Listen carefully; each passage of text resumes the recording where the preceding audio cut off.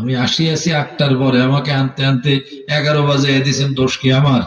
আর আপনারা যেই কষ্ট করে বসে আছেন এই জায়গায়, আমিও যদি আরো কষ্ট দেই, প্রধান বক্তা হাসরের ময়দানে প্রধান আসামি হয়ে যাবে। তা চাবো না, তাড়াতাড়ি শেষ করে দেবো না, কোনো ঝামেলা নাই, আমার সাথে আপনারা তালমিল করে চলেন। তাইলে আমি যদি দেরি করি, তাবারুকও দেরি হবে, মোনাজাতও দেরি হবে। কোনটা করবেন? তাড়াতাড়ি না? আবার কয় না। তাহলে বোঝা গেল ভক্ত আছে। এই ভক্তটা একটু দরুদ শরীফ পড়তে দুইটা জিনিস লাগে, একটা হলো ভক্তি আর একটা শক্তি।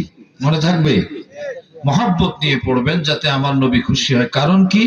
অন্য হাদিসে আছে, ওয়া আরিফুহুম, আমার নবী বলেন যে দরুদ শরীফ পড়ে আমি রাসূল তাকে চিনি, যে আমাকে সালাম দেয় আমি চিনি, সে কার ছেলে কার নাতি আমাকে সালাম দিচ্ছে। মহব্বতে বলেন না সুবহানাল্লাহ।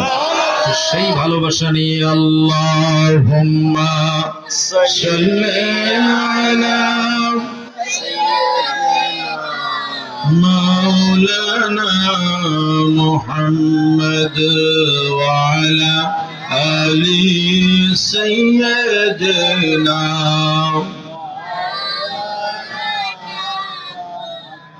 निगाहे इश्क मस्ती में वही अव्वल वही आखिर, वही कुरआन वही